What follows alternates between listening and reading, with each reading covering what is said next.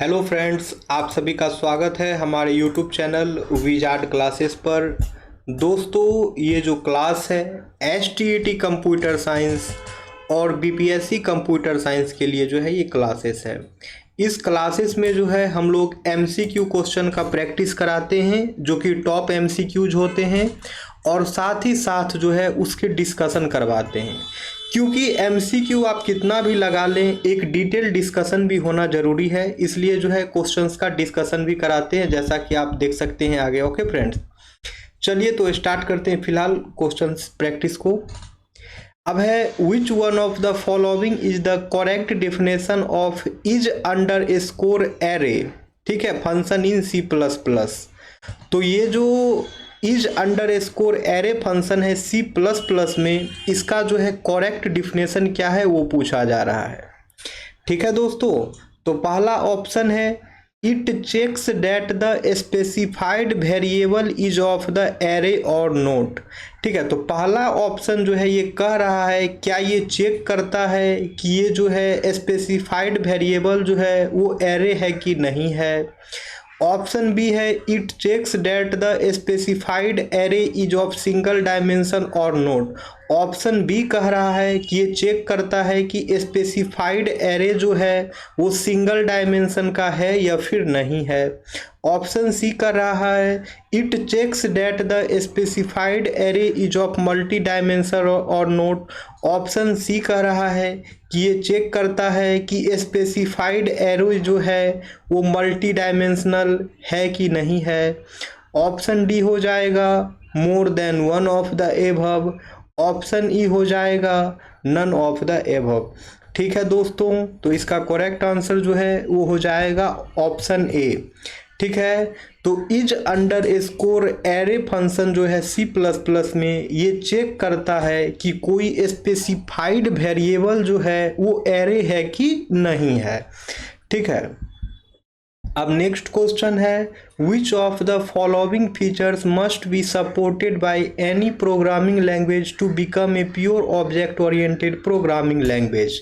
ठीक है, तो यहाँ पे जो है पूछ रहा है कि कोई भी प्रोग्रामिंग लैंग्वेज को जो है pure object oriented programming language बनने के लिए जो है इन सभी में से कौन सा फीचर्स जो है उसको मस्ट सपोर्ट करना ही करना पड़ेगा। तो ऑप्शन ए जो है वो हो जाएगा इनकैप्सुलेशन। ऑप्शन बी है इनहेरिटेंस। ऑप्शन सी है पॉलीमॉर्फिज्म। ऑप्शन डी है मोर than one of the above. Option E है नन ऑफ द एबव। ठीक है दोस्तों, तो इसका करेक्ट आंसर जो है वो हो जाएगा option D more than one of the above. ठीक है, इसका करेक्ट आंसर जो है वो हो जाएगा option D more than one of the above.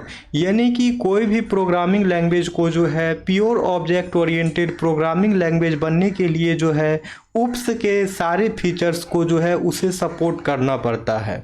ठीक है, और यहाँ पे जो है इनकैप्सुलेशन दिया है, इनहेरिटेंस दिया है, पॉलीमॉर्फिज्म दिया है, ये सभी के सभी जो हैं ऑब्जेक्ट ओरिएंटेड प्रोग्रामिंग लैंग्वेज के जो है फीचर्स ही हैं। इस कारण से जो है ये तीनों ऑप्शन जो है करेक्ट हो जाएगा। यानी कि कोई भी प्रोग्रामिंग लैंग्वेज को pure object oriented programming language के लिए इन तीनों फीचर्स को मस्ट सपोर्ट करना ही करना पड़ेगा, इसलिए तीनों ऑप्शन सही है। ठीक है, तो फीचर्स ऑफ उप्स के बारे में थोड़ा देख लिया जाए, रिवीजन कर लीजिए। कहने के लिए तो ये सब बहुत ही आसान टॉपिक्स हैं, लेकिन हम लोग अभी बेसिक्स से ही चल रहे हैं, तो सारी चीज़ का रिवीजन करें। और मेरे हर एक क्वेश्चन में डिस्कशन होता है, तो कोई दिक्कत नहीं है, देख लीजिए। तो फीचर्स ऑफ उप्स में जो है ऑब्जेक्ट होते हैं, क्लास होते हैं, इनहेरिटेंस होते हैं, पॉलीमॉर्फिज्म होते हैं, एब्स्ट्रैक्शन होते हैं, और क्या है कि और इनकैप्सुलेशन होते हैं। तो एक एक करके इसके बारे में भी एक डिटेल एक शॉर्ट एक्सप्लेनेशन देख लिया जाए। तो ऑब्जेक्ट क्या होता है? तो ऑब्जेक्ट जो है कोई भी इंटिटी जिसके पास स्टेट और बिहेवियर हो उसे जो है ऑब्जेक्ट कहते हैं। जैसे कि चेयर हो गया, कलम हो गया, टेबल हो गया, कीबोर्ड हो गया, बाइक हो गया, ये सभी के सभी जो है ऑब्जेक्ट हो जाएंगे। ठीक है, तो देख लीजिए यहाँ पे ऑब्जेक्ट के बारे में। जैसे कि यहाँ पे ऑब्जेक्ट है क्लास बॉक्स हो गया, तो ऑब्जेक्ट जो है बॉक्स 1, बॉक्स 2, बॉक्स 3 ये सब जो है ऑब्जेक्ट हो जाएंगे। ओके, नेक्स्ट है क्लास क्या होता है, तो कलेक्शन ऑफ जो भी ऑब्जेक्ट्स होते हैं उसे जो है क्लास कहते हैं। ऑब्जेक्ट के ही कलेक्शन को जो है क्लास कहते हैं। ठीक है दोस्तों, इसमें बहुत सारे लोग कंफ्यूज होते हैं, कंफ्यूज नहीं होना है दोस्तों, याद रखना है ऑब्जेक्ट के जो कलेक्शन होते हैं उसे ही क्लास कहा जाता है। क्योंकि जो बच्चे थोड़ा भी कंफ्यूज करते हैं तो जनरली वो क्लास और ऑब्जेक्ट में ही कंफ्यूज कर जाते हैं। ठीक है, तो कंफ्यूज नहीं होना है यहाँ पे।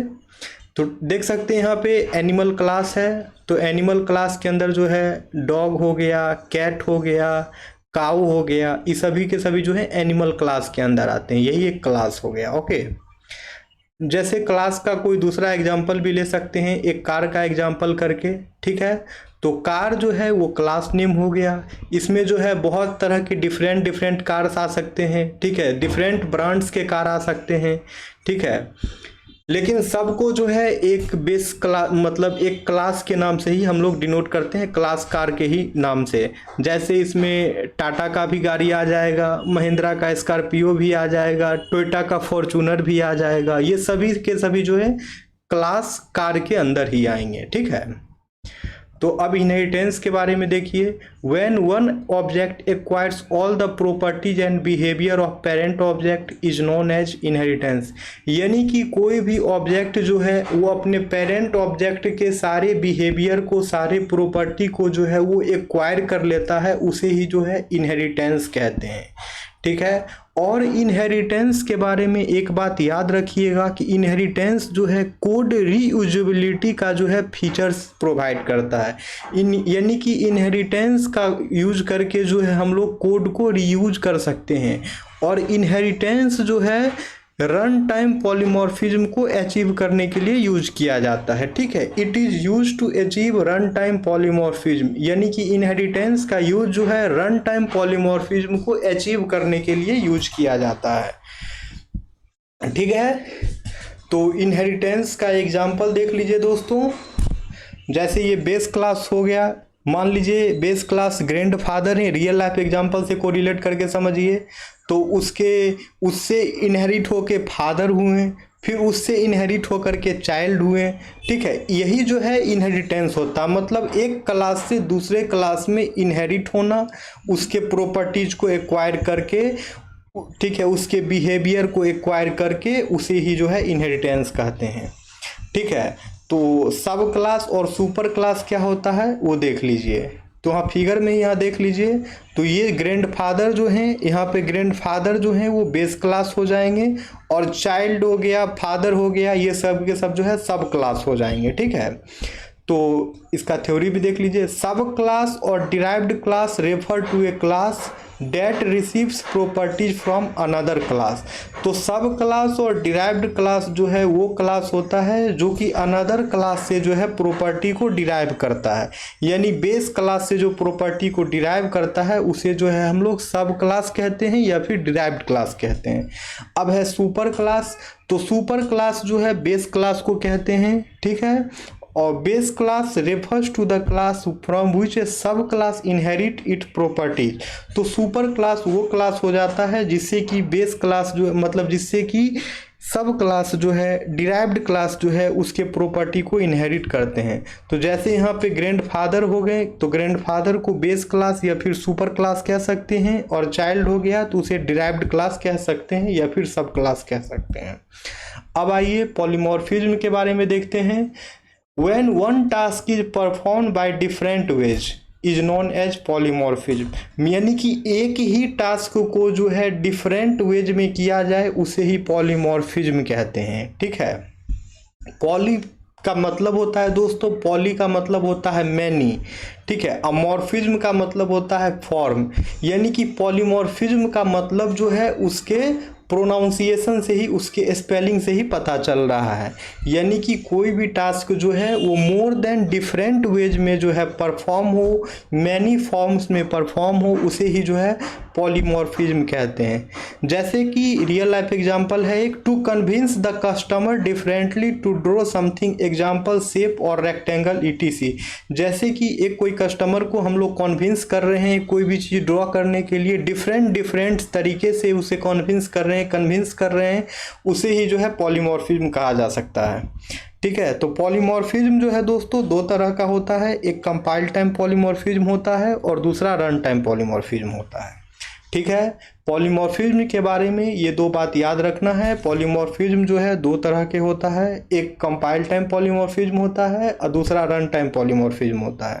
कंपाइल टाइम पॉलीमॉर्फिज्म जो है वो फंक्शन ओवरलोडिंग और ऑपरेटर ओवरलोडिंग में होता है। ठीक है। कंपाइल टाइम पॉलीमॉर्फिज्म जो है फंक्शन ओवरलोडिंग और ऑपरेटर ओवरलोडिंग को सपोर्ट करता है और रन टाइम पॉलीमॉर्फिज्म जो है वर्चुअल फंक्शन को। ठीक है, याद रखना, run time polymorphism virtual function.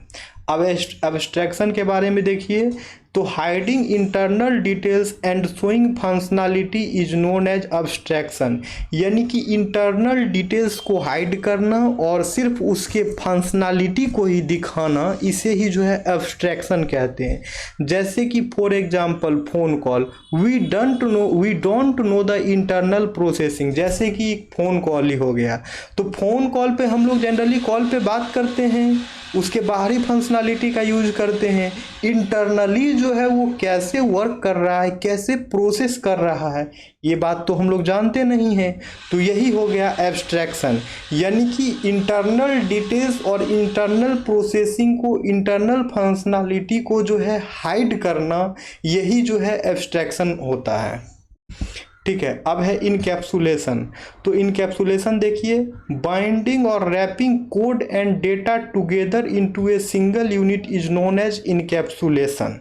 ठीक है, मतलब कि कोड और डेटा को जो है एक साथ बाइंड करके एक सिंगल यूनिट में शो करना, उसे ही जो है इनकैप्सुलेशन कहते हैं। जैसे कि क्लास हो गया, मेथड हो गया, वेरिएबल हो गया, ये तीनों को बाइंड करके जो है एक साथ जो शो किया जाता है, बाइंडिंग करके, रैपिंग करके, उसे ही जो है इनकैप्सुलेशन कहा जाता है। For example capsule, it is wrapped with different medicines. जैसे कि एक कैप्सूल का ही एग्जाम्पल ले लीजिए, तो एक कैप्सूल जो है डिफरेंट मेडिसिन से जो है वो रैप्ड होकर के जो है तैयार रहता है, इसे ही जो है इनकैप्सुलेशन कहते हैं। ठीक है। रियल लाइफ एग्जाम्पल से कंप्यूटर समझना काफ़ी आसान है दोस्तों, इसलिए जो है रियल लाइफ एग्जाम्पल ही दे रहा हूँ। अब है the private key in asymmetric cryptography is kept by. ठीक है। तो प्राइवेट की जो होता है एसिमेट्रिक की क्रिप्टोग्राफी में, वो किसके द्वारा जो है केप्ट किया जाता है? ऑप्शन ए है सेंडर के द्वारा, ऑप्शन बी है रिसीवर के द्वारा, ऑप्शन सी है सेंडर और रिसीवर के द्वारा, ऑप्शन डी है मोर than one of the above, option E है नन ऑफ द एबव। तो इसका करेक्ट आंसर जो है दोस्तों वो हो जाएगा रिसीवर। यानी कि प्राइवेट की एसिमेट्रिक की क्रिप्टोग्राफी में जो है वो रिसीवर के द्वारा जो है केप्ट किया जाता है। प्राइवेट की जो है दोस्तों एसिमेट्रिक क्रिप्टोग्राफी में जो है वो रिसीवर के द्वारा जो है केप्ट किया जाता है। ठीक है। तो देखिए यहाँ पे डिस्कशन, इन एसिमेट्रिक की क्रिप्टोग्राफी, जिसे कि हम लोग पब्लिक की क्रिप्टोग्राफी के भी नाम से जानते हैं, इसमें जो है दो कीज जो है इन्वॉल्व होते हैं, एक पब्लिक की और दूसरा private key. These keys are used in pair to enable secure communication. तो ये पब्लिक की और प्राइवेट की जो है दोस्तों, ये जो है सिक्योर कम्युनिकेशन को इनेबल करने के लिए जो है यूज किया जाता है। ठीक है। तो अब यहाँ देखिए पब्लिक की और प्राइवेट की कैसे काम करता है। तो पब्लिक की में क्या होता है, this key can be shared openly and is use to encrypt data और वेरीफाई डिजिटल सिग्नेचर। तो पब्लिक की जो है ये ओपनली शेयर्ड किया जाता है और ये जो है यूज किया जाता है डेटा इनक्रिप्ट करने के लिए या फिर डिजिटल सिग्नेचर को वेरीफाई करने के लिए। फिर है प्राइवेट की। तो प्राइवेट की जो है this key is kept secret and is use to decrypt data और क्रिएट ए डिजिटल सिग्नेचर। तो प्राइवेट की जो है ये जो है सीक्रेटली रखा जाता है और इसका यूज जो है किया जाता है डेटा को डिक्रिप्ट करने के लिए या फिर डिजिटल सिग्नेचर को क्रिएट करने के लिए। ठीक है।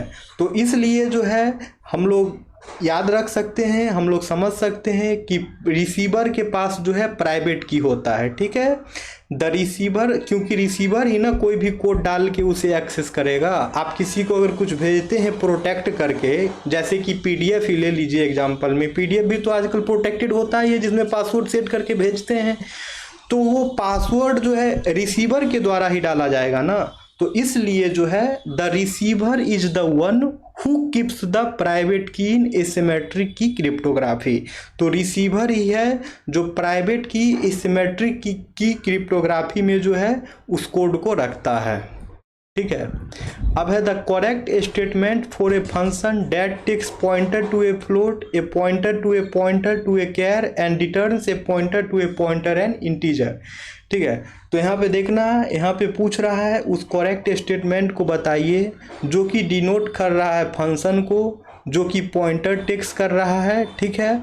फिर pointer to a float, pointer to a pointer, ठीक है, pointer to a character and और यानी कि और जो है वो pointer to a pointer integer जो है वो रिटर्न कर रहा है।